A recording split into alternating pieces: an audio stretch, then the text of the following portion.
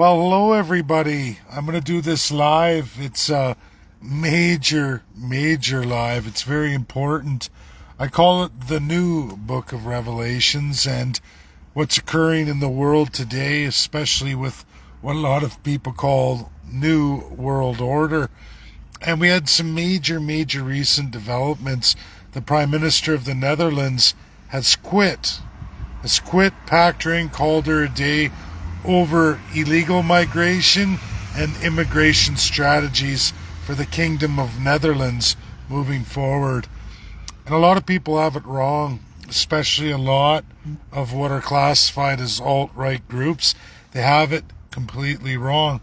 They think this is some kind of release or end of all what is the evil of what they call the UN and the NWO, New World Order. And I'm going to tell everybody secret knowledge that I've spent 5 years of my life going through every major university the world over, in most of the world countries, in most of their highest academic institutions. And with that comes a treasure trove, a library I've been creating of thousands and thousands of papers, research papers done by the greatest minds in the world, mostly legal, mostly history, mostly in the realm of political science. But folks, there's many more papers. And as I find out, as this great new world for myself has opened up, and new knowledge and critical works done by so many doctorates the world over, is that you find when you start going through what is made available to you, like myself, if you know a doctorate who has these publications and papers, you need to gain access to the vaults of knowledge. This is knowledge done by the greatest minds in their fields, and often, folks, you don't get that access. You have to register with the institution. And in order to get access to those reports, those records, those doctorate field studies and papers, you need to be a doctorate yourself. Now, I am highly fortunate during COVID-19 and my political works that a number of doctorates took an interest in me and the things that I have done in my life. And it opened me up to that world. But again, the massive knowledge that I've gotten, the records I've gotten made available to me by these doctorates, is not, and I repeat, not made publicly available to the general population. And more than that, you need a designation to get those research studies and papers. You need them when you get into real history. And I want to take a step back. When I did residential school genocide, as I've been going through colonialism like nobody else in my lot in life. And what I mean by that is average folks who don't hold a doctorate in specific studies will never ever read or learn anything about the massive investigation studies, reports, and high academic papers written that are accurate, honest, and vigilant, and have gone through the real history. Most of us will never be allowed to read it.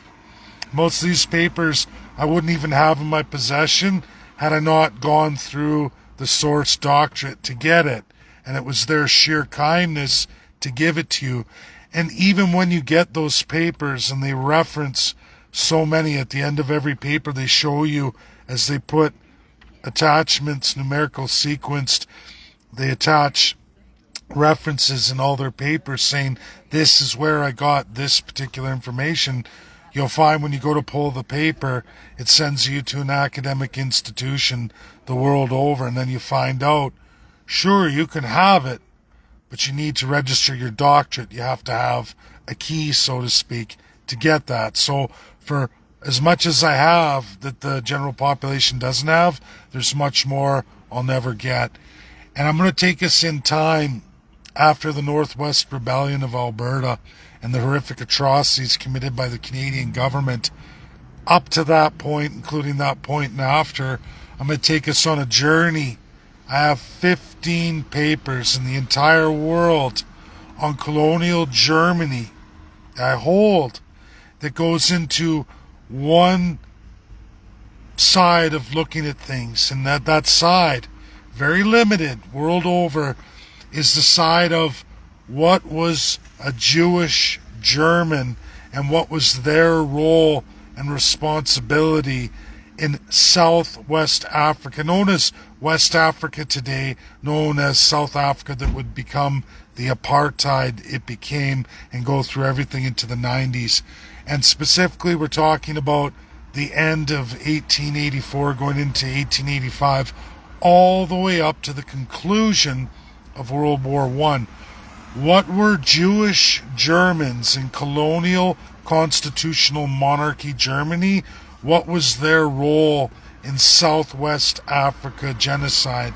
And guess what you find in real history, real studies? You can look at those responsible, those involved. You find that the Jews of Germany before the Holocaust, leading up to World War I, so we're talking about 1884 all the way up to 1919, what were Jewish, and I mean 100% Jewish, in the Germany, what was their role and responsibility in the most horrific Southwest African genocides? Well, guess what their role was? Extreme, brutal, just as bad as the Nazi Germans against the Jews themselves post 1919 leading up to the Enabling Act. Folks, all the colonial countries you see, there were 7 colonial countries. I wrote a paper about it. I missed Japan. I missed it in its part of my paper. It was finishing a finish line. I didn't get into it, but more of Germany is the Jewish Germans' involvement in the absolute eradication of Southwest Africans. 80% of 2 historical tribes of Southwest Africa were completely wiped out by 100% Jewish Germans. When I say 100%, they're of Jewish descent, absolutely, mother and father Jewish. The German citizen was Jewish. The first class citizen and governor of Southwest Africa who committed the world's first, grossest, worst genocide.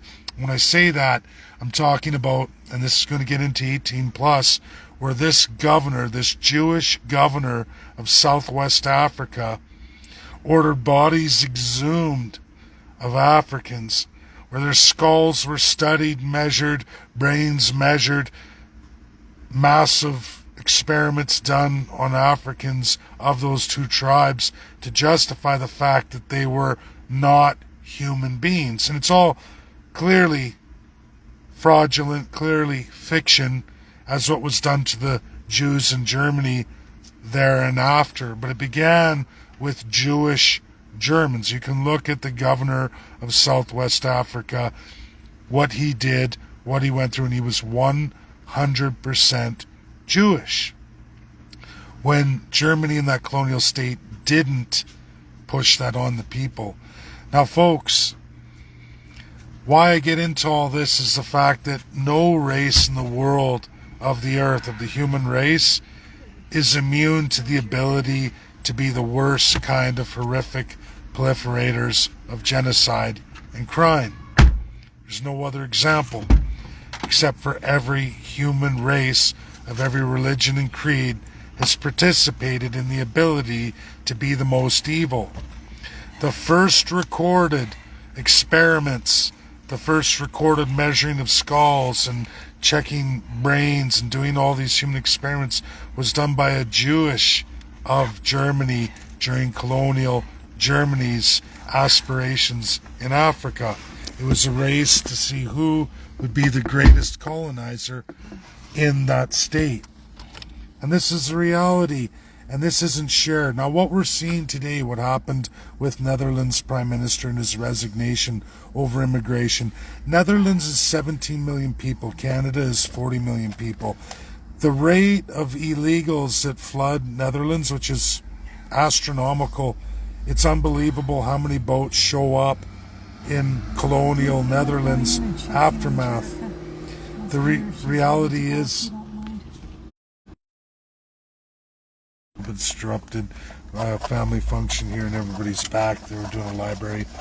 But the reality is that when we look at what the world is today and what's happening with all those colonized in historic wrongs from all 7 colonials, the massive immigration, illegal immigration of countries targeted, are all the biggest historical abusers and genocidal maniacs of what they deemed savage people. And now, in the bulk majority of the third world, they are targeting all those countries in historical wrongs. If you look at who's experiencing the most illegals, the most border crossers, the most boats landing on shores, they're all historic, massive colonials. This is the third world saying, you brought this mess to us, now we're dropping it off on your doorstep at unprecedented rates. Canada embraces it. Most of the empires of old with their current crowns in place are embracing it. Give us more and more, because then we can seek through the voting population restitution from our subjects, not from us, not from our companies, of which we've appointed so many of our family and friends. We're going to make the working slaves pay for it all. This is not New World Order, folks. This is Old World Order, pre-1945, pre-World War II. The truth is much stranger than the fiction, and if people take the time to look at it and do the analysis I've done in the highest institutions in the world with the real statistics, we'll find it. That's my video. Share. Bye now.